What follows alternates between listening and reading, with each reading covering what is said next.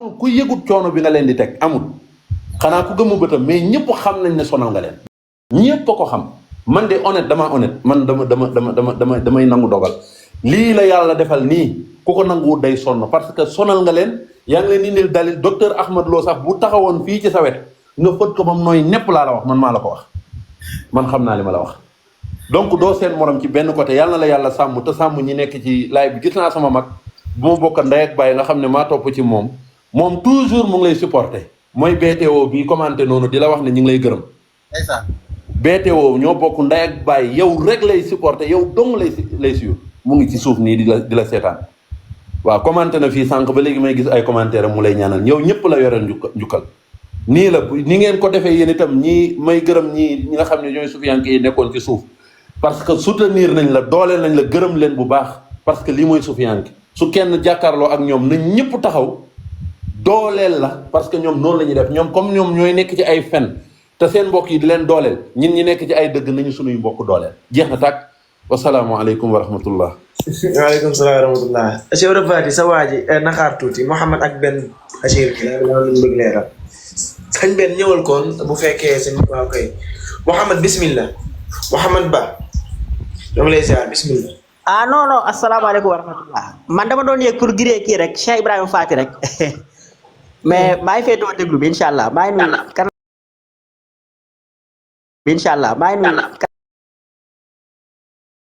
bi incha allah maa ngi nuyu man maa lay ziar bu baax a baax yow salaam sëñ Ben yow laa doon giree maa dégg bàyyi la ne waxoo xam-xam quoi waxoo aaya waxoo xadis da ngay lëntal rek ma ne macha allah baal mbaay mbokk yi feetoo déglu bi maa leen ziar bu baax dafay timis jot na quoi maa ngi ziar bu baax sëñ maa ngi lay ziar bu baax ziar ga yëpp mun nga ma wàccee saa yéegal mbokk yi mun nga ma wàccee yéegal mbokk yi maa ngi gis ñoom ubay du rabbi ci suuf mun nga ma wàccee kooku du yéeg de célibataire du fàtte naa benn saa ma nga wax sax maa ngi ziar yëpp nag sëñ Mouhamed maa ngi lay ziar parce que nga ñëw déggante lool sa waa ji de keroog maa ngi ko romb Assane keroog maa ngi ko romb ci panel ji dafa moom mi ngi tëtag bu sëñ Cheikh naa maa ngi lay ziar bu baax di ziar ñoom sëñ Tall bi xol rahmaan ak gaa yëpp sëñ Abdoulaye ñu ngi lay ziar bu baax ak sëñ Big Chef ak soxna Satou Ba ñu ngi lay ziar bu baax di ziar ñëpp rek ci man nag xam nga tey gi suba yaakaar naa la ñoom nag la ñuy wax almisdaqiya maanaam crédibilité maa dañ ko amul ci débat ndax dañuy tiim dara di fen di xam ni ñoom dañuy fen carrément waaye day mel ni buñ nekkee ci seen panel moom ci nga mën a xamee loolu suñu toll nii ndax tey gi suba dañ doon wax ci Cheikh Ibrahima Niass ak di wax ci Ibnu Arabi Xaadim jaar fa mooy tara bi jaar fa daan leen jox leen benn ndax bu ndikkee sax daa ñëw leen ne ndax am na kenn ku fi dégg arab ba am sax ba benn waay bu jéngu nii xam naa ne moom nag moom la muy wax moom kii man waaye fexe daal bu jéngu moom ba ni moom dégg na arab waaye bañ ko laajee benn texte ci téere Cheikh Ibrahima Niass wala ci téere Ibnu Arabi yi buy tegtale lii mu wax xam nga mu waxa danañ loolu moom dégg nañ ko te xam nañ ko rek nga xam ne daal yenn wax la joo xam ne siiw na rek léegi moom dégg na ko nii rek xool loolu siñ bi ci loo xam ne ci mbooloo nga taxaw di wax ñu laaj leen li nga wax ana fan la nekk nga mën a taxaw ne man gis ma ko ci benn téere waaye dama koo dégg doom bu maal ko génn àdduna naan dama te fi ne boo seetee ci bayloo ci xaalis bi li muy wax lépp daanaka ci Albani képp ko jëlee ba dem ci kitaab tawassul bu Albani daanaka li yëpp ñaan foofu lañ ko jëlee te affaire bi ñoom dañ cee sonn maanaam côté bu ne ña ngi ko fay jéem a jëm waaye mënta nekk léegi nag nga gis ne bi mu sonnee bi ko seen xalil ne al Amash bu nettalee dëgg la moom day tadlis waaye nag bu nettalee ci Abi Salih as-Samman maanaam lam nettali am nañ rafet njort wala ihtimaal na ci ni ci moom la ko jëlee waaye ci moom la ko dégg léegi mu dem indi loo xam ni li nga xam ne la ko jëlee ci xadis boo xam ne ni dañoo xam ne Amash moo ko déggee ci Abi Salih mu ni déggewu ko ci moom foofu nag nga takk ñaar li ci jiitu mooy moom xamul ne xadis boobu mu indi sax xujjatun alayhi la maanaam ci moom lay dal ndax li koy def mooy du caagi ne bu ñu la nit ki day tadlis ñu ne la waaye nag boo waxee ci diw ak diw ak diw mën nañoo jël la wax mooy buñ gisul jënn firnde juy tegtale ni lii déggewu ko ci moom. bu dee xadis bee nag nga xam ne yaa xam ne day wax ni déggewu ko ci moom loolu dafa am firnde ji waral ni daa am firnde yoo xam ne moo tax mu ni déggewu ko ci moom mais bu dee xadis bi ñu indi ndax am na benn dalil moom boo xam ne benn borom xam-xam moo ko wax bi wane ne xadis bii al amas déggewu ko ci Abi Salih déedéet fii di ko indi te ñaareel mooy ci amas boo demoon ko Sahih Bukhari wala ci yeneen téere yi Amash li fi nekk ci xadisam kenn xamul sax nu mu toll ndax moom pare na bépp xadis bu Amash ne an rek na xadis bu wér loolu moom bu ko waxee lu tolloog 150 xadis ki sax mën na koo génne ko ndax yëpp turu Amash ma nga ci te Amash bi mu njëkkee baatu an la jëfandikoo ba noppi te xamul ni sax même koo xam ne sax nekkul mu dalis mën naa ñëw wax ab xadis ñu ni kii dégg ko ci kam wax ndax fi ne ku mel ne Abdullah ibn Burayda am na ñuy wax ni déggul ci bàyyam dara maanaam dafa jàngut maanaam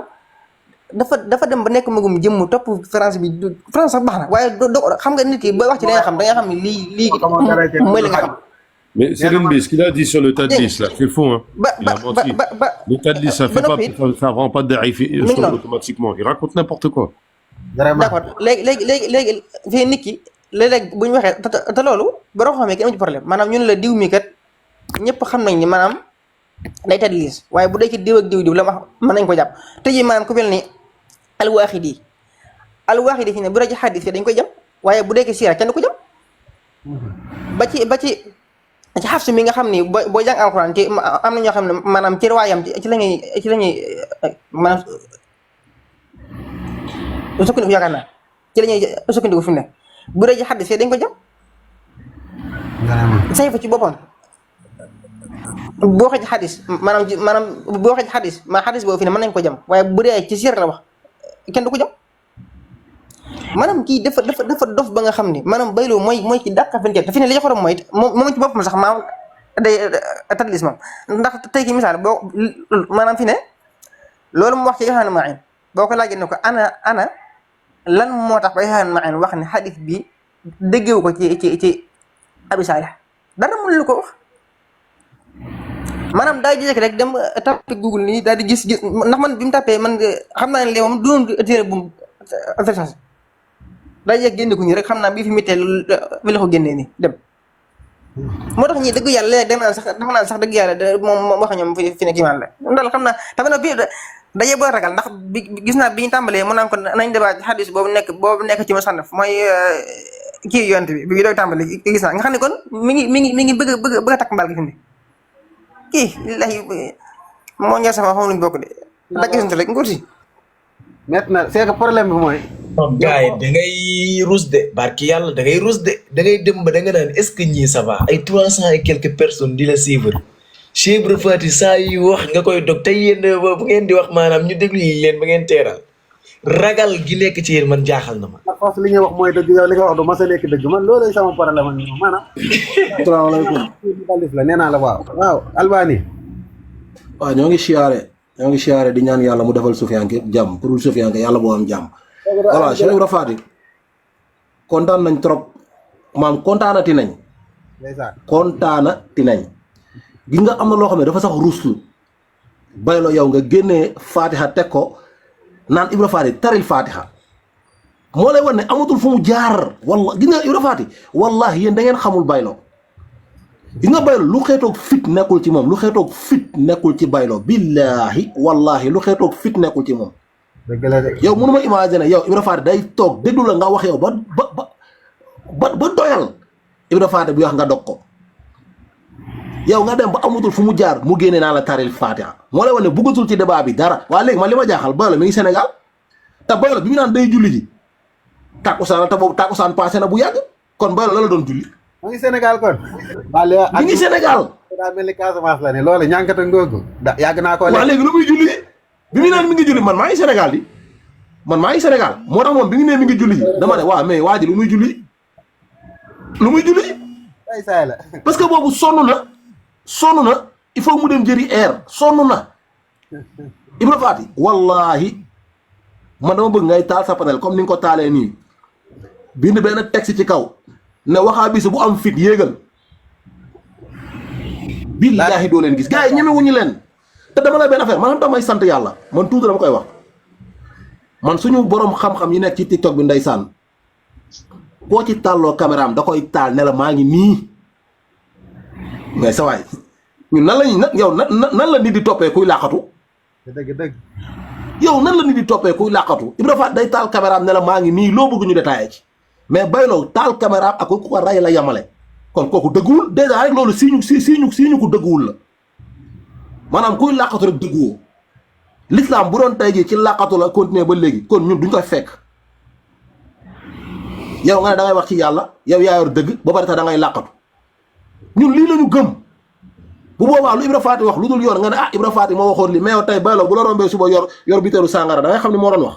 Baylo bu la rombee suba sol marinière ñamax yi di nga xam ne kii moo doon wax doo xam wallaahi. doo ko xam ñemewuñ la wallahi nga mooy li ma la wax rek gis nga ni ngeen sonalee seexu naa sonal leen Seex Baay yéen ngeen sonal leen sonal googu léegi benn solution la ñuy ut ñoom parce que man ñii dama yàgg ak ñoom dama leen xam dañ naan carrément comme demee ni te Ibra Faty mii fu mu ñu fekk tàncuñu nañ ko jéem a wayadiloo gi mooy lan nañ ko iri ba mu ñëw si suñuy panel bu waxee ñu saa ko xoolal tey yow xoolal ñandaxit boobu nu mu tudd sax mooy kii Taha Mohamed Taha nga xam ne moom ñandaxit benn lañ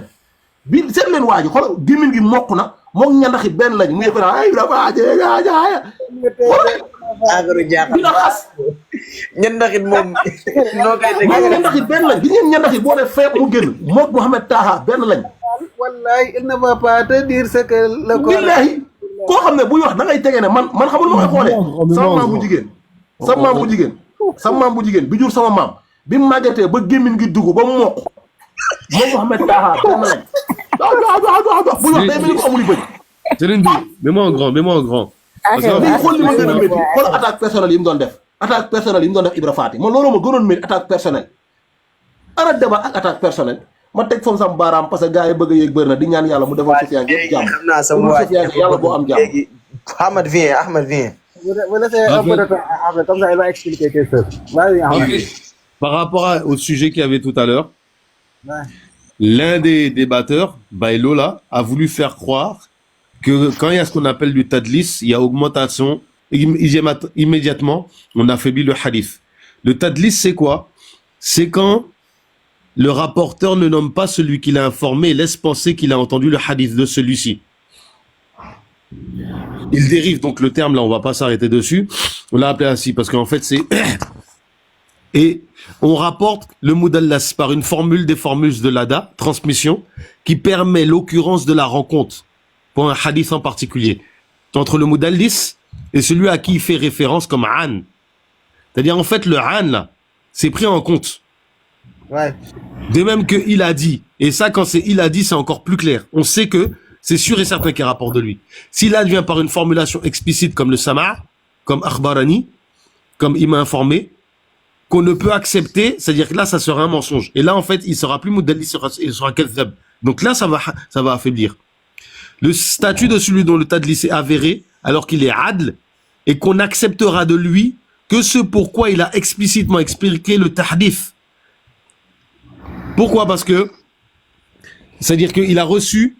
l'audition, mais il faut comprendre que il faut on sache qu'il ait rencontré la personne.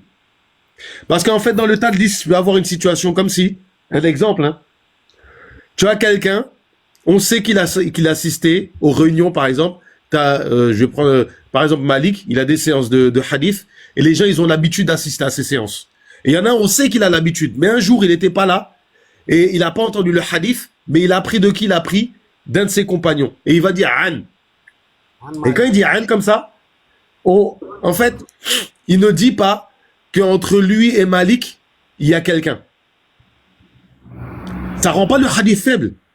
Donc ce mec-là, ce qu'il a dit là, c'est n'importe quoi. Et j'ai l'impression que ce gars-là, il a dû faire ça de manière autodidacte. Ce gars-là, il a dû faire ça de manière autodidacte. Ce gars-là, il a dû faire ça de manière autodidacte. a dit, il va répéter ça, mais ce n'est Voilà, pas... exactement. Et en fait, ici, là, ce que je suis en train de lire, là, c'est un commentaire de Nukhbatul Fikar, de Ibn Hajar al-Asqalani, qui est un livre de débutant, et le commentaire, là, c'est Ibn Hajar lui-même qui le fait. C'est-à-dire qu'en fait, là, les textes, là, faut comprendre qu'on parle avec des gens. Non. Bailo, par contre, c'est le premier. Non. Bailo, par contre, c'est le premier. Non. Bailo, par contre, c'est le premier. Même plus, ça. Non, il y a quasiment un an. Gojo me dit. live bi warul waaj de tap leen waaye tap li waaj naan Gojo, tap Gojo, il me dit quoi? Il discute avec moi, il me dit, est-ce que tu connais Mawahibou Nafir? Je dis ouais. Il me dit, ouais, dedans, ton cher, il invoque le prophète, alayhi salatu wassalam. Je lui dis, tu parles de quoi? Je lui dis, tu parles de quoi? De Tawassul ou de l'Istirasa? Il me dit, j'ai cette idée, il invoque, il prie. Je lui dis, de quoi tu me parles? Et tu parles de Tawassul ou de l'Istirasa? En fait, Gojo ne connaît pas les mas'ala. Les questions dont on parle là, il les connaît pas. Il ne sait pas que quand tu dis, il y a un habit, Khouf Biyadi, il sait pas que c'est de l'Istirasa. Il comprend pas ça. Ces mas'ala là, il les comprend pas, il les connaît pas. Donc en fait, on parle avec des gens. Pareil, Gojo, je pense que c'est quelqu'un qui a dû faire l'université de Dakar, et tout ce qu'il apprend là, il a appris de manière autodidacte. Il a appris un petit peu l'arabe, et tout ce qu'il a là, c'est de manière autodidacte. C'est quelqu'un, tu vas lui ramener, tu vas lui citer Ibn Taymiyyah, il va te dire, ouais, mais Ibn Taymiyyah, s'il a fait du kufr, je veux dire qu'il a fait du kufr. Donc en fait, c'est des gens, en fait, ils ont pas d'équilibre, ils ont pas de ligne droite. C'est ça le Dans leur problème. tête, ils pensent que ils peuvent aller dans le Coran et dans la Sunna eux-mêmes. Moi, quand tu me dis, moi, tu dois me donner une preuve dans le Coran et dans la Sunna. Mais, mon ami, tu ne sais pas c'est quoi un dalil. Si on prend le temps de faire un cours de usul al-fiqh, tu ne sais pas c'est quoi un nas, tu sais pas c'est quoi un zahir, tu sais pas c'est quoi un mafhum mukhallafa, tu sais pas c'est quoi un mafhum muwafaqa, tu ne comprends pas les mafahim. Et tu ne comprends pas comment on met en relation les paroles de Shirul Khadim, ou de Baignas, ou de l'imam Junaïd, ou de tel savant, tu sais pas. Si on te rappelle, par exemple, on te rapporte que l'imam Shafi'i, il a dit, écoutez bien cette parole, l'imam Shafi'i a dit, Malik Ustadi, Ja'altu hujjatan bayni wa bayna Allah. Cette parole-là, là, les gens, ils ont fait du bruit par rapport à Salomon Taka. C'est exactement le même sens de parole. Le jour de Yom Qiyamah, entre moi et Allah, j'ai mis tel shir. Et c'est ça que l'imam Shafi'i disait au sujet de l'imam Malik. Malik Ustadi, Ja'altu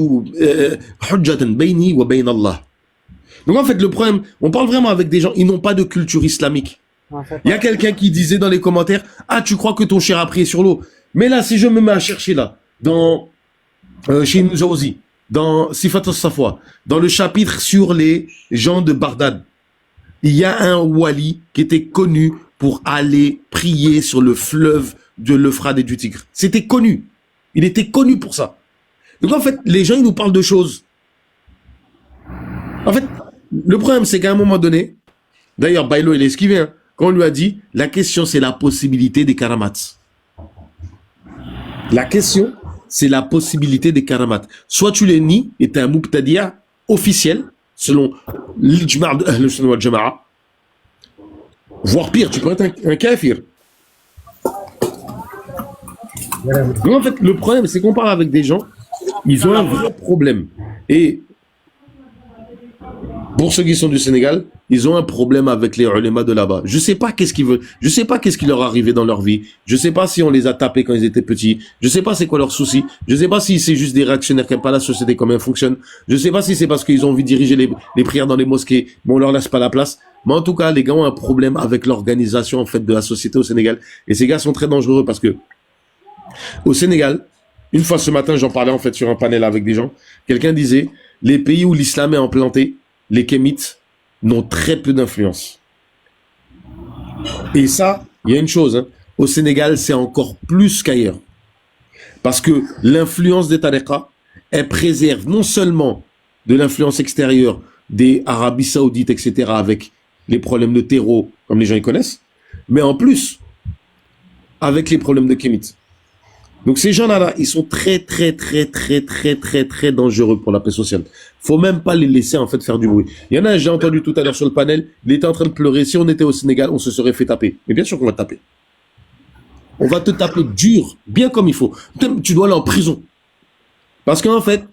à l'époque, toi tu disais les bid'ah, tu dis dans la rue là, on te fout en tôle. Et on doit bien te frapper tous les jours. On a fait avec Ibn Taymiyyah, son cheikh. Exactement. Non, ces gens-là sont dangereux. Ils sont vraiment très dangereux. Non, c'est grave. C'est-à-dire, ils peuvent manipuler des gens qui ne savent rien. De manière tellement facile parce que ils te disent notre source c'est le Coran et la Sunna. Alors que c'est pas vrai. Regarde ce qu'il a apporté. Une parole là, si tu vas dans Tabari, il te dit que ça, il parlait des jamadat, il parlait des pierres, mais non pas des personnes. Mais il l'a apporté, et les gens qui ne comprennent pas, ils vont dire non, il a apporté un texte du Coran. Serenbi, ça vient de leur cher Mohammed ibn Abdel Wahhab, qui a dit, si quelqu'un me dit que mes chouyours, que les chouyours de mes chouyours et les chouyours de leurs chouyours connaissaient le tawhid, kadhabt, il a menti. Kadhaba, il a dit, ils ont menti. C'est-à-dire que les gars suivent un savant qui considère que pendant au moins 5 à 6 siècles, il y avait une période de fatara, c'est-à-dire que pendant 5 à 6 siècles, les gens n'étaient plus musulmans selon eux. C'est ça qu'il faut comprendre. Ouais. C'est grave. C'est vraiment grave, vraiment. daa mel ni daaneel na de pour ñu jox gars yi te demande yi dafa bëri si suuf. Voilà, bismillah. léegi nañu dégloonte kenn ku ne dinañ la jox incha allah. sañ mbokk ñëwal kii xokku mi yàgg na fi lool sax. waaw asalaamaaleykum wa rahmatullah. aleykum salaam wa rahmatullah. ñaareel ba kii may ma am lu ma jàll bii mooy ñaari yoon maa ngi gis compte yoo xam ni dañ koo créer def si profil yu bon maanaam yu bon te loolu baaxul ci live sa waay réglé leen sa waay réglé leen sa waay réglé leen ay faux compte di wane ay taat ak ay yune man yéen ñi jaaxal ngeen ma moo ko mi bis jaaxal ngeen ma moo ko mi bis jaaxal ngeen ma moo ko mi bis am nañu ko kon nekk ci di ci gëstu di tàmbale nuyoo bi di ko teg ci loxol sëñ Ibra Faty mu jox ko ci mbokk taalibe yëpp man nag tey jii sax romb naa débat bi ndax daanaka panel boobu sax xaw ma ko mais Obaydou Rabbi laa romb comme damaa abonné si moom su yéegee ci live dama koy gis ma yéeg fa ñoom nag ñu ngi doon débat ci lu jëm ci ay wahdatul wujud ak yenn bayt yu ne ci mawaahib ak yu mel noonu waaye muskila bi mooy que ni comme Obaydou Rabbi moom arab bi la gën a jige la gën a jekku te ñee ñoom jekkuwoon arab bi ak yooyu moom day am problème pour mu mën a exprimer réellement li nga xam ni moom la bëgg a expliquer ci français débat bi xaw a jaxasoo nag ak yooyu ma ne noo xam naa fii moom yaakaaruma ni xam-xam dina fi gaaw a feeñ ndax ñoom bëgguñu dëgg te boo xoolee ñoom day mel ni dëgg ñoru leen ndax bu ñuy wax ñoom li borom xam-xam bi wax su leen arrangé ñu jël ko su fekkee arrangé wu leen ñoom dañ koy jël daal di ko sànni fële refoulé ko boo xoolee ba ci débat bi amoon sànq rek yaa ngi gis mbokk moom di indi waxi imam Shafi'i di ci idlaaloo te boo xoolee li nga xam ne imam Shafi'i wax na ko ci biddaa ak yooyu moom du nangoo jël lool kon loolu day xaw a ndur ni manque de honnêteté intellectuelle dafay feeñ ci seeni mbir bu baax a baax te ñoom aussi seen débat daanaka bëgguñu dëgg feeñ ndax man jàpp naa ne bu fekkee wuute dafa am kii indi ay addila yu leer yow it nga indi say addila yu leer ku nekk war naa mën a nangul moroomam donte débat bi léeg-léeg mën naa bañ am point d'entente waaye ñu xam ne ku nekk it la nga nekk am nga ci fu wér a wér foo xam ni fa nga ko sukkandiku après nag xam na bëgg naa benn bayit bu ne ci mawaahibu muy fi Serigne Touba di waxee xayral baraya yaazal mazaya yaazal ataya sofi binaa yi bu fekkee sëñ Ibra Faty dina ci mën a ñëw leeral na ko ndax mu gën a leer ci sunuy nopp ndax ñoom dañ cee taxaw di wax naan sëriñ bi moom day wax foofu direct yonent bi muy yaazal mazaya mel ni yonent bi dafa nekk ay kuy maye wala yu mel noonu xañ na du ma guddal waaye nag foofu laay daanele sama kàddu di wax it sëñ Ibra ni ko su fekkee it mën naa toon gis tam bu ma dinaa ko sànni message mu dimbali ma ndax dañoo nekk daal ay jeunes yoo xam ni dañuy gëstu ci diina ji ak yoon wi te léeg-léeg day am ay lënt yoo xam ne day nekk suñ bopp bi te duñ am kun ko mën a laaj waaw suñ mënoon a am contact-am wala déggante ak moom dinañu gën a arrangé bu baax a baax. dina ñaanal jàmm su ma joxee ndigal léegi après ma incha allah. incha allah jërë ngeen jëf xam naa maa ngi ñaan nekk ci suuf tàppateel leen bu baax a baax. ok kii sant yàlla bismillah ñoo ngi lay ziar. waaw Lamine maa ko fi jiitu Lamine yow kañ nga may tëgg. Lamine ni may tëgg sant yàlla de bi may ko wàccee laa nekk di leen na nànk rek incha allah ñun ñëpp ñu ñoom xaneen bi laay wax mooy pe nekk si kaw noonu ñaari sant yàlla la Ibra Faty seen panel bi neutre wax naa Ahmed moo wax a bis foofu ay wax a bis rek fa neewoon da la doon satatoo de mais yaa leen gañ xaw nga leen rey bàyyi la ñemewul débat bu ñemewee na ñëw panel neutre yéen ñaar kese kenn du yëg si kaw MB moom dafa réew kii Mouhamed Taha moom nekk fi di saaga dafa réew dañu réew si suuf laa nekk di commentaire nekk ni leen votre panel n'est pas neutre vous êtes malhonnête après la science tontu ba man que vous êtes malhonnête ils sont malhonnêtes waxa bis yi ñoom nanu dem sawita tëri yaa leen mën xaw nga ka ray ala la laa de daal la wàccal nga dem parce que ñi dëgg ñoru leen de xaaw bàyyi leen ngeen wax taxaare jërëjëf ragaloo yàlla du ko baax rek yow léegi yow loo may tuddee doo ma bàyyi comme que ragaluma yàlla day na waar de ak ñëpp ne ragalul yàlla waaye ragaloo yàlla rek yam ci kañ la ko nit ñi xam te loolu xoola Cheikh Ibra wahabist mooy ñëw di la fende te la ci booleel ñaari mbir yi subhanallah ak ragalal yàlla ñaari yi mën na ñëw di la fenam yu tooy xepp nag boole ko ñaari yi nii xaatubaa dikkal bismillah ma teg garante gi ma fi ma teg neexuma Ibra Faty maa ngi lay ziar Ibra Faty dafa yow moom panel wax a bis yi boo ko bàyyiwul maa yow moom ci digg dëkk bii ay mbol de yu ne dinañ ci jàppante bàyyi ma wax lay bëgg a wax ba ma laay fal ko rëkkal ko xamu bàyyi Ibra Faty xam nga laay fal ko teg ko fii laa koy teg lu garaaw nag jël sa kanam gi teg ko ci sama lii bi laay fal la tëj commentaire yëpp ne ci yow sama kanam gi ni ñaawee xaw ma lu muy nirool Ibra naajo la ñuy wax del taal sa panel di débat ak ñoom man xool manque de respect bi sama xol bi da doon dagg di wadd yow boo métti yow doomi raam nga yow sa morom man maa ngi sa morom bàyyi Ibra Faty du sa morom sa kilifa la man nee naa man maa ngi sa morom jigéen nga may jigéen boo bëggee koo jaamaa doon maa ngi fii xaw ma kan la ci ñoom xaw ma damaa bëgg ñaareel xaw ma waaye bàyyi dem seen live waaye nañ lay def neexuma toro wallahi neexuma barke Sëñ Tuubaa da ngay taal live nag gars yi ñu ngi koy kaas de nee nañ ngay taal sa panel parce que macha allah sa panel moo gën a neex sax nag incha allah bu taw yàlla man ni dama waaye fi mu ne nii maa ngi dama amoon fii te mardi bii ñëw dama am examen yàlla baax na bu dewaatee bayloo moom Pape Mbaye ñoo yem daal ay vraiment xuma góor jigéen laa ko mën a jàppee xuma ma ko mën a jàppee moom dagg sante moo ko neex xam-xam ñoru ko laa koy woowee ñëw wucee débat li mu waxal waaw moom góor jigéen la bàyyi ko foofu muy wax moom xam-xam ñoru ko yow del daal sa panel ba pare bul débat si ñoom dañ lay dépassé te loolu ñun neexuñu ñëpp dañ doon jooy ay góor dañ doon jooy mais yéen loolu gannaaw di yar foofu suñu sëriñ si la ñuy woo bàyyi leen ñu may waaye dëgg la suñu sëriñ si yow lañ fi teg kay sëñ bi ñun ñëpp yaay sëñ bi yaay suñu sëriñ ñun ñëpp kay sëñ bi yow tamit da ngay xam ñun taalibe yi am na yoo xam ne neex de aj ko lan laa ko wax xama ni ko xama ko woo jàllu la après mu woo ma déggante bi neexul ma fokaal ko ni ko Cheikh Ibra Faty nag tëmbale ñu te yàlla tax dama am loo métti ba si kanamu yàlla sama xol bi dafa ma déggee foo koot laa duggee saaga naa baylu daggal naa ko ñetti saaga yu tey foo koot laa duggee sama xol bee jeex nee naa man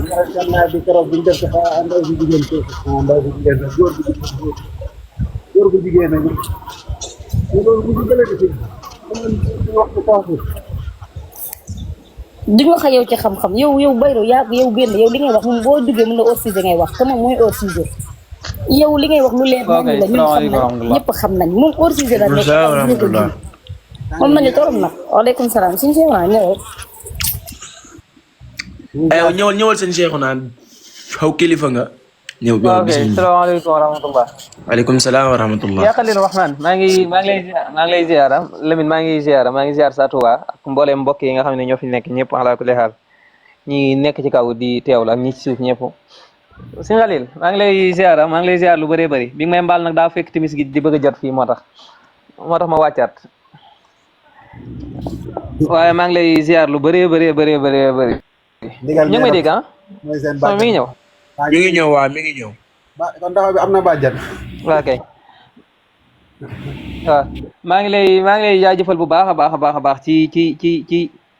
ci ni ngay maanaam ni la yàlla tàggatalee maanaam ahlu tasawuf ngir nga nekk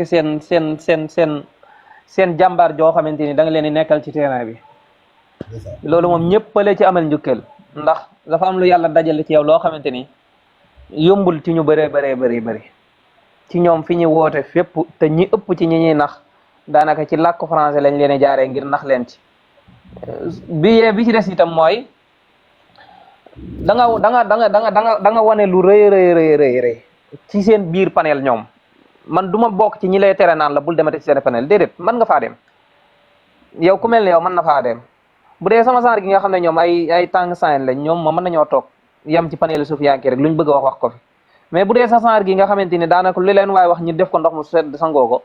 ñoom daanaka wax dëgg yàlla loolu déranger wu leen daal te bu àggee itam da nga fexe yow ba jàllale sa message ba ñi nga xam ne ñoom nga doon waxal ñi leen di seetaan danañ xam ne ñii ci boppam nekkuñu nit ñu honnête wane gi ngay wane loolu rek loolu dafa doy wane gi ngay wane ne ñii ci boppam duñ ay nit dara duñ ay nit ñu sus yow imagine toi tey par exemple góor jigéen gu mel ne Baylo yow ki ngay débattre ay heure ngeen di débattre ay heure mu lay ubbil ay téere di la génnal ay texte nga dem ba ca fin ba nga amoo lenn la wax naan ko jàngal Fatiha. wax dëgg yàlla góor jigéen yooyu moom nga lan yow koo xam ne depuis ba ngeen tàmbalee ba léegi xanaa bala ngaa jàngaloo nit ki Fatihatul Kitab wax dëgg yàlla ay texte moo leen boole te texte yooyu mu ngi ubbi ay téere di la ko jàngal di la génnal ay hadis di la jàngal ay sanad di la jàngal man di jàng lépp nga daan ko jàngal Fatiha loolu waxu caaxaan da ko gën a fare kaw loolu mooy ñàkk am foo wéeru gis nga man Baylo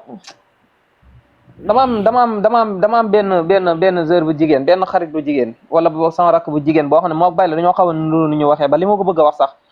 su ma ko bëggee wax rek sama xel bu demee sama rakk bu jigéen boobu noonu la ma bëgg a wax noonu du ma ko mën a wax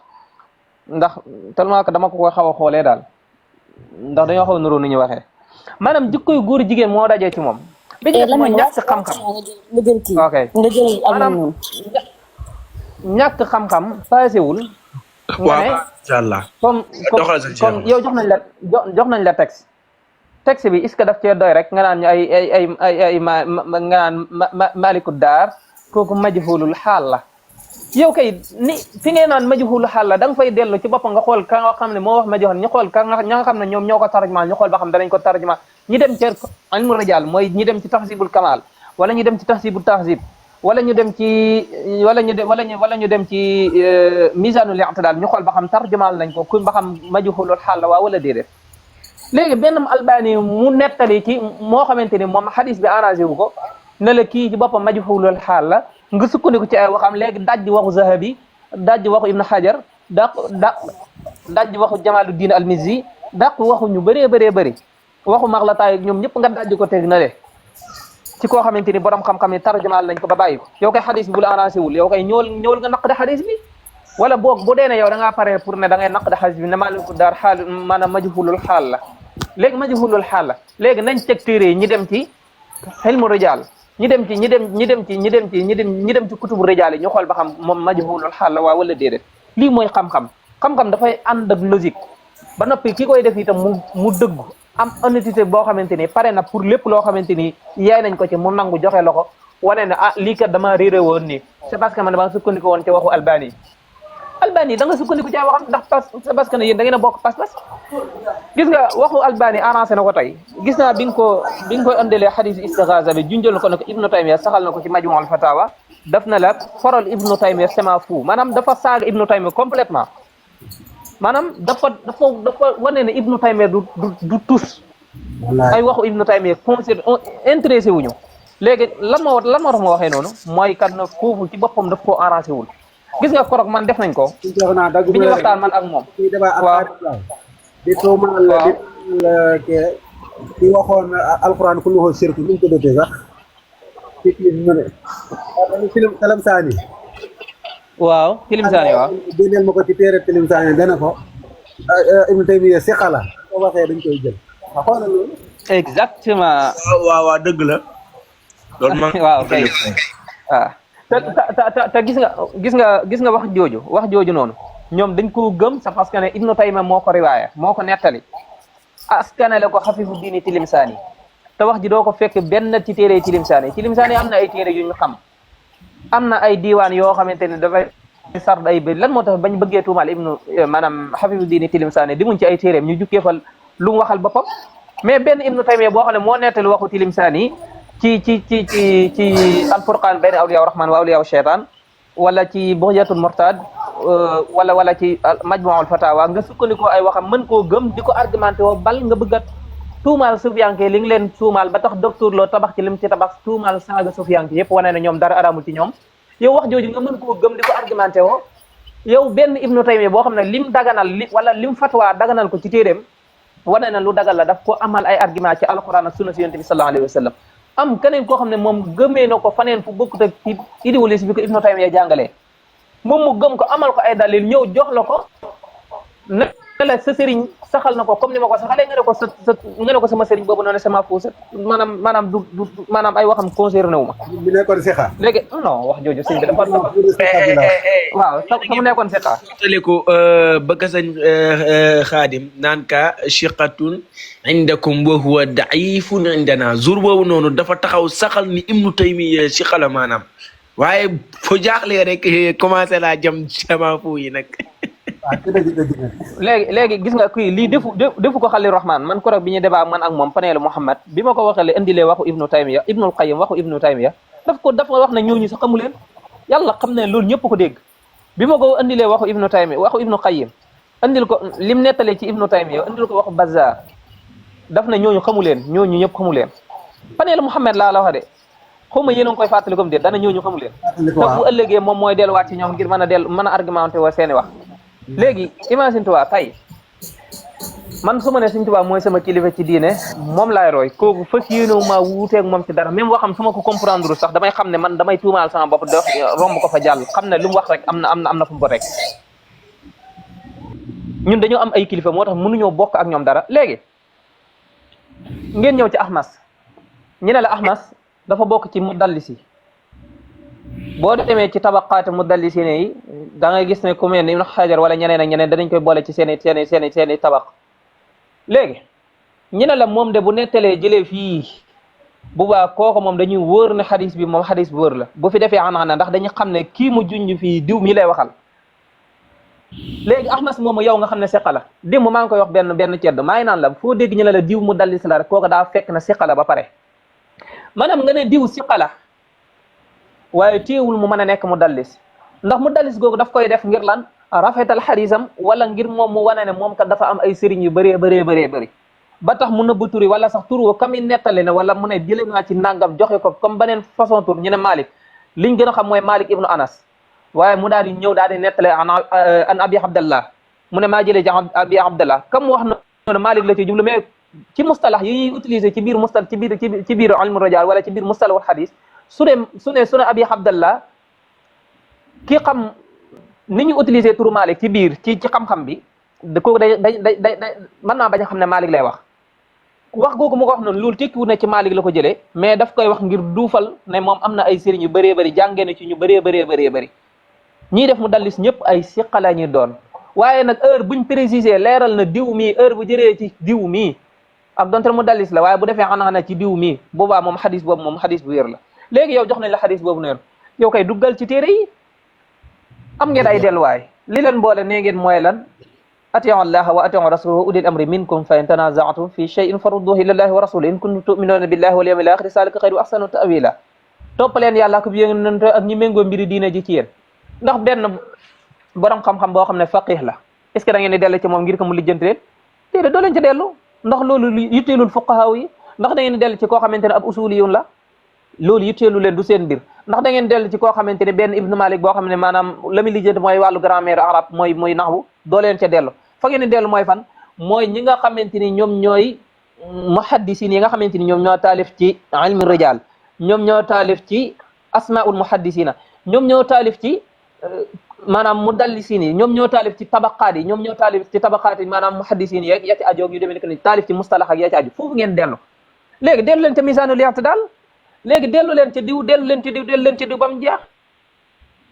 loolu mooy honnêteté xam-xam mais mbir yi du ay jox nañ la lu la arrangé wul muy xadis bi gis nga naa ko xamal dara ñoom dañuy wax ne asaxul kutub ba'da kitabullah al buxaari wa muslim loolu la ñuy wax téere bi gën a wéer ci téere yi ginnaaw bu alquran jàlle mooy buxaari ak muslim loolu la ñuy wax ñoom maa ngi waat ci yàlla ne gis nga heure buñ paree pour maanaam ne ahmas ci boppam mu dallis la lépp loo xam ne daf koo riwaaya deesu ko jël kon seen gëm googu ñu gëm xadisul buxaari wane ne buxaari lépp lu fa nekk wér na kon ma xam ne seen wax jooju day toxo ndax ahmas lim am ci ay xadis ci buxaari ak muslim kenn xam nu mu toll. da laa ko indil à la fin de na ko boo demee ci buxaari jox naa ko numéro xadis bi mooy laa tasubul am waat boobu an ahmas lañ jëlee ahmas tamit dafa xana ci ki mu ko jëlee mooy xadis 1393. ma xam nga moom maanaam buxaari ci biir téeréem lim nettale ci an ci ahmas boo ko doon lim mat na téeméer wala mu jege ko wala mu ëpp ko waaye lu mu gàtt moom mën na téeméer moo tax ñoom bu dee ne dañuy wedda an maanaam ahmas rek ci biir ci maanaam ne am mu dallis la yow ci koo xamante ni nee nañ la bu dee ne dafa an jëlee ci diw moom loolu kon bu dee ne dañ na la waaw mu dallis la de bu defee an rek bu baax xadisam dee su ko jël ndax moom mu dallis la lu dul ne dafa leer ci ki mu ko jëlee wala boog ñu ne la ci diw ma léegi Buxaari moom bu tegee règle yooyu noonu ba gis ne moom kat léegi dafa nettali jëlee ci abi saalih wala mu jëlee ci ñenn ci ñi nga xam ne lim nañ leen ne bu jëlee ci ñoom def an waa seen xadis danañ ko mën a jël ndax dañu xam ne kii la ciy jublu wala lii la ciy jublu wala kon leeral na ko nga xam ne ñoom ñooy xam fa mu ko leeralee ak naka la ko leeralee kooku dañuy jël xadisam loolu moo tax Buxaari mën a jël xadisam léegi comme ñoom nee nañ asahul kutub ba'da kitabullah Buxaari wa muslim téere bi gën a wér ci réere yi ginnaaw bu alquran jàlle mooy Buxaari ak muslim léegi nee nañ ahmas ci boppam xadisam daif la ndax mu dallis la kon nañu gëm ne ñun ak alpha ñun ak bayloog ñun ñëpp nañu gëm ne kon Buxaari ci boppam am na ay xadis yu fa nekk yoo xam ne ay problème xanaa am de sëñ Cheikhouna ndax pare nga lépp lu amas ana nga sànni ko daal ko indil ko xadis bi liiral ko waaye waxu ko dara moo tax mu commencé non yow moom da ngaa baax di wax rek ak mën mi baax di perte sama énergie nii di wax bay sama xol di jug waaye xam naa ne baylo doomu raam la jàngul jàng defu ko wallahi jàngul baylo jàngul yow naka ngay jànge wa ja'ala minha zawjaha luy loolu lan mooy loolu zawjaha yow ne da ngay corriger nit ci Fatiha yow kii ubbi ay téere bi ba ngeen tàmbalee ay heure muy ubbi ay téere di la génnal ay hadis di la jàngal ay sanna di la jox ay numéro di la jox nangam nga dikk dama ca fin ba amul lenn loo wax tijj Fatiha naan ko jàngal fii Fatiha yëfu tappale yooyu moom mooy lan man bàyyi la ba leen ma ko joxoon bu ma mbéjee ndayam barki yàlla lex mbay bax asalaamaaleykum wa rahmatullah afwan sëriñ DHL moo stop yàgg na ni sama sëriñ na moom ko bëggoon a ñaanal waaye comme que ngeen doog sañ mañ noon mooy na mañ noon na ma may tuuti sañ dee ñëwal demande yi dafa xaw bëri loolu léegi dama leen bëgg a may kenn ku ne 3 minutes mën a jëlaale gaaw dee ñëwal bismillah ñoo ngi lay ziar waaw wax dëgg yàlla amuñ dara luñ ciy yokk loolu di ñaanal suñu sang bi suñu sëriñ bi sëñ Ibrahima Fati borom daal ndax wax dëgg yàlla tur bi rek wuyu na borom tur bi ndax tur wuñ koy woy mooy Ibrahima Fati ku ne xam-xam na ne xam-xam la woon ci jéegi yoonu bi waaye xam-xamam boobu lépp sëñ Tuubaa ko def ci moom kon kuñ ko tudde rek nga am xam-xam loolu du ñu jaaxal waaye liñ ci jàngate rek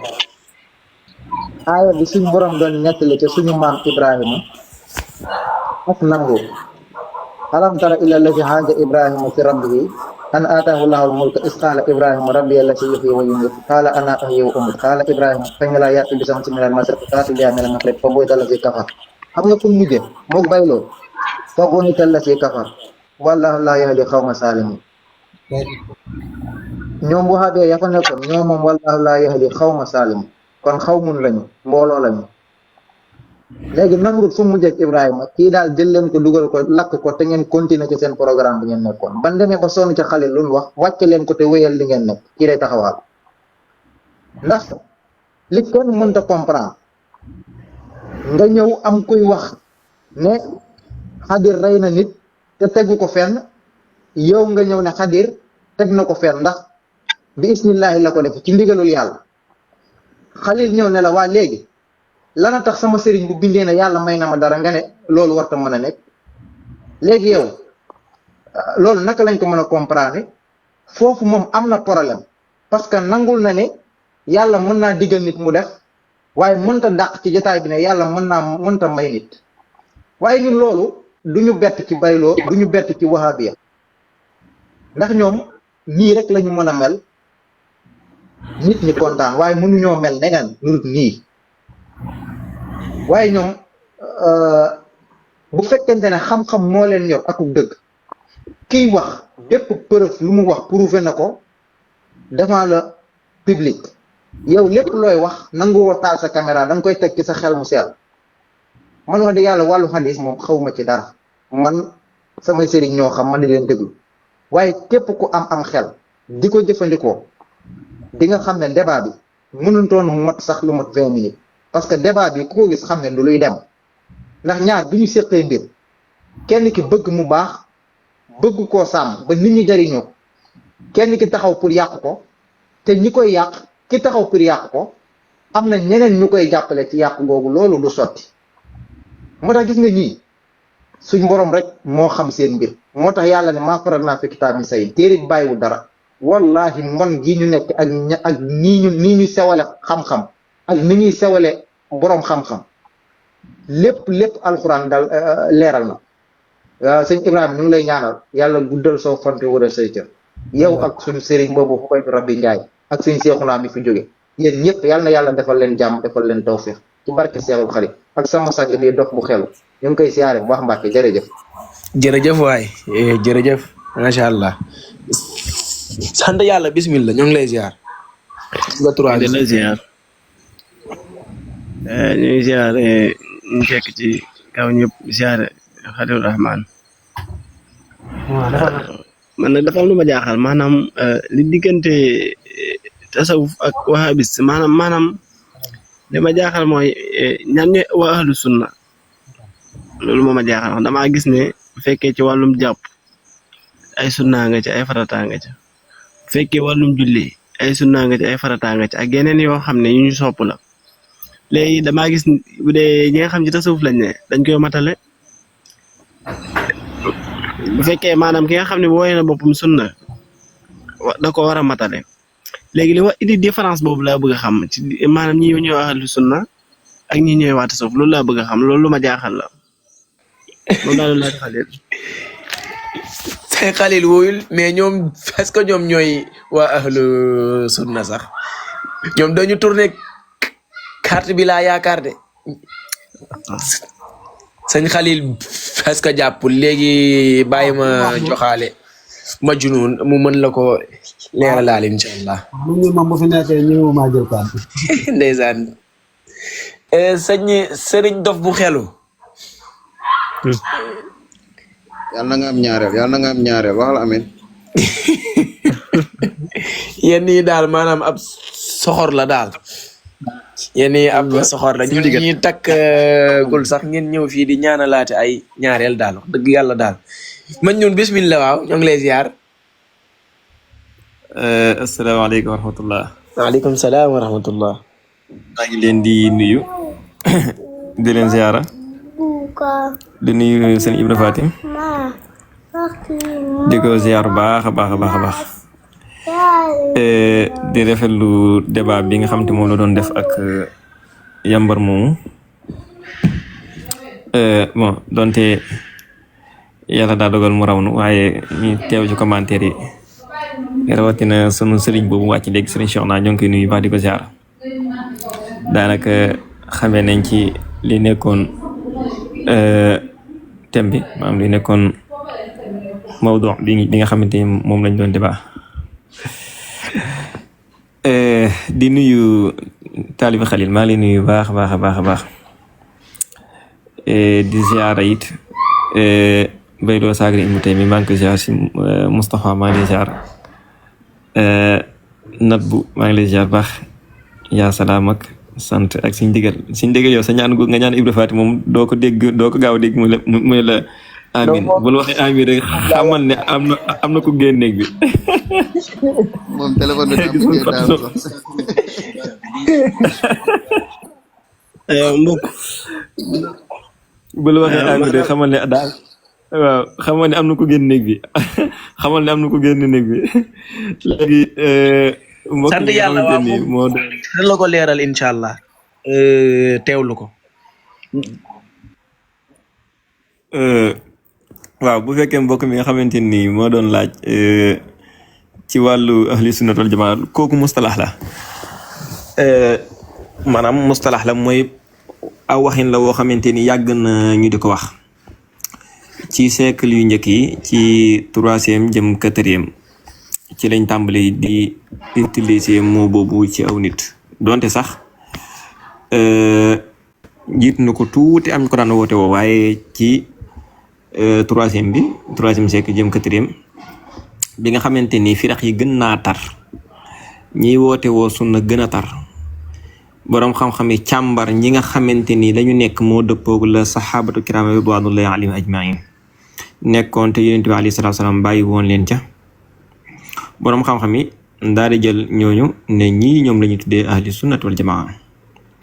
ñooñu nag ay catégorie lañ maanaam dañ koy wax ci wàllu fiq bi ñu ko waxee ci wàllu fiq am na ñu ci jublu masalan ñi ci gën a siiw mooy ñeenti madhab yi ci gàttal ñi ci gën a siiw mooy ñeenti madhab yi buñ ko waxee ci wàllu aqida ñi ci gën a siiw mooy ñaari kuréel yi mooy ashaira wal maturidiya donte ci jamono am na ñun daan tuddee ahlul hadith ñi dañu naan ahlul athar ñooñu lañ daan tuddee fudalah wal hanabila buñ ko waxee ci wàllu suluk mooy ñi tuddee soufisme buñ ko waxee ci wàllu alxiraat mooy mboolem ñi nga xam ne ñooy jàng alxiraatu mu'tabara loolu boo demee ci imaamu Shaatibi ci al-i'tisaam andi na leen seen kuréel yi ndiki noonu la indee suuf yaa ngi tagg leen nga dem ci alfarq bayna alfiraq ba Abdul Xaahir Bagdaadi moom it mu andi leen ci nga dem ci mboolem ñi bind ci wàllu firaq yi ba mu des yaakaar naa suma juumut Abul Hasan al Ashari ci maqaalaatu islaamiyiin nga xamante ni maqaala bu ne ci masail yi lii ci ahlil islam gis ñoom la ci andi foofu nag gis nañ ne andi wàllu fa ñi ñu tuddee sufiyanke yi lu tax mooy sufiyanke amuñu madhab boo xam te mustaqilla la ci buntu bi di aqida moo tax nga gis sax ci Fakhruddin Razi ci téere bi xaw na kaa leeral buntu aqida ñoom dañoo bootu ci ginnaaw ñi nga xam te ñooy ahli sunna wal jamaa te mooy al ashaira wal maturidiya ak fudala wal hanabila kon loolu moo nekk nattuwaayu ahli sunna wal jamaa ci mbirum pas-pas la gën a dellu donte nag am danañ ko natt ci yeneen yi maanaam ci fiq bu boobaa dañu xool fuqaha yi nga xamante ni ñoom manhajiya bi ñu topp ci wàllu istinbaat dafa dellu ci manhajiya bi nga xamante moom la ahli sunnat wal jamaa topp voilà yaakaar naa loolu doon na répondre kii léegi nag bu fekkente ne ñoom wahabi yi ñoom bokkuñ ci ahli sunnat wal jamaa ci buntu aqida lu tax mooy dañoo jël benn pas-pas boo xamante ni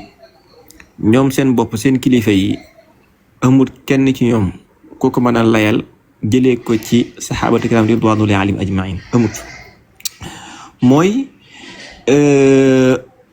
ayaat yi nga xamante ni dañ ko tuddee ayaatu sifaat ñu leen tuddee sifaatul xabariya nga xam ne yu bari sifaatul afaal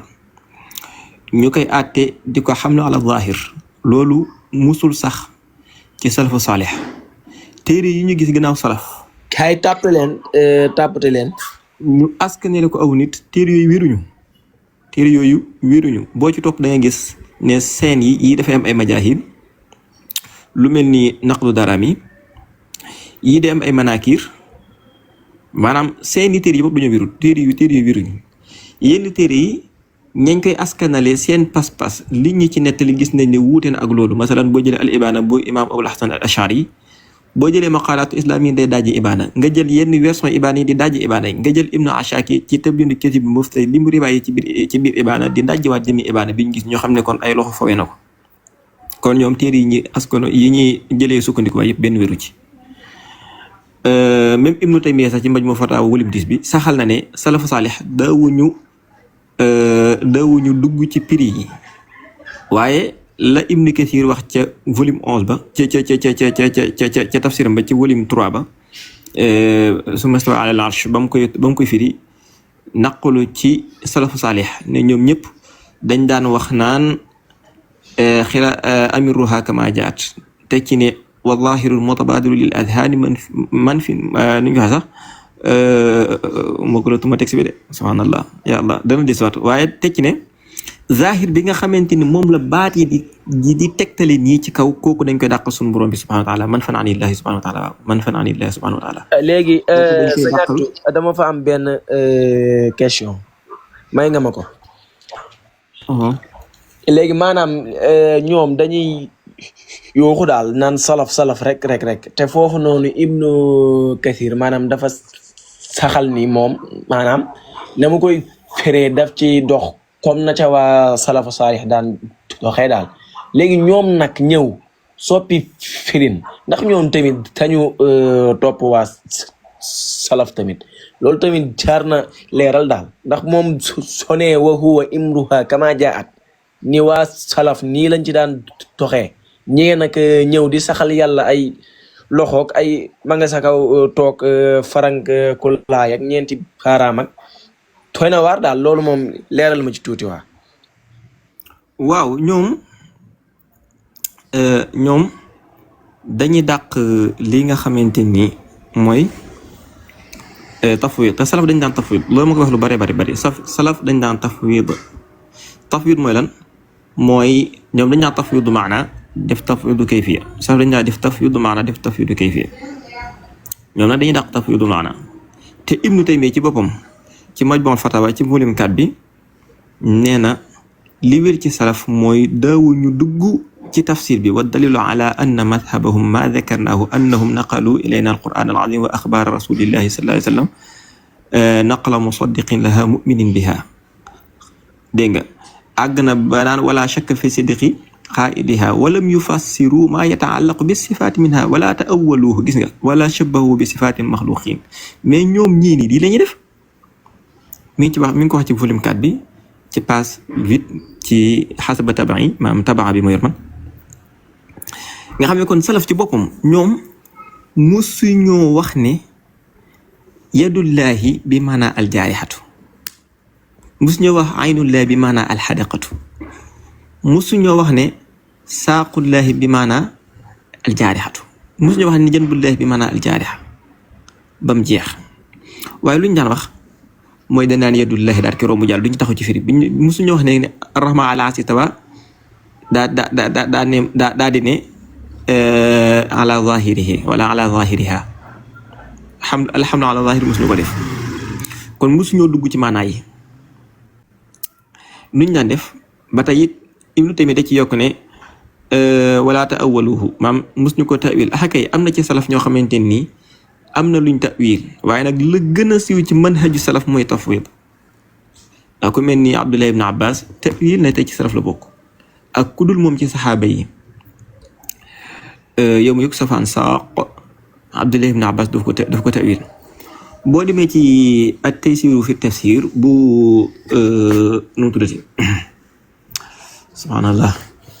damay gëj ci tey bi damay fàtte en tout cas bi mu ñëwee ci ayaat yu mel noonu dafa wax ne di sama xel dina ñëwaat ci borom kii bi borom tafsir bi sama kii la an-Nasafi la Abi Hafs an-Nasafi Najmuddin la tudd moom lañ ko daan dàkkante di bokk sallallahu alayhi wa sallam mu nekkoon kàngam lu mag doon dund ci 5e siècle bokk na ci mufassiru ni ñi ci mag donte Tabari moo ko mag waaye bokk na ci la waxuma ci mag bokk na ci ñi ci mag 461 hijri yaakaar naa ci la feeñ jamono ba ay 500 nang kon ku yàgg la moom bi mu ñëwee ci même ayaat yi mel nii dafa wax ne ayaat yi ay mutashabihat lañ maanaam ay mutashabihat lañ mutashabihat mooy lan mooy mutashabihat boo ko bëggee xam it da ngay dem ci tafsir Ibn Hayyan mu leeral la ci suratu Al-Imran ba mi tafsir aaya boobu leeral na lan mooy mutashabihat mooy loo xamante ne nii ci dëgg-dëgg kenn mënu doogu ci ne périmé la am parce que baat yi ci ñëw daf ci am baat yoo xam dañu am ay maani yu bari loolu nag bu amee ba pare mu aju ci zaatullah mu abonné leen tey aimé di partager di participer di envoyer ay cœur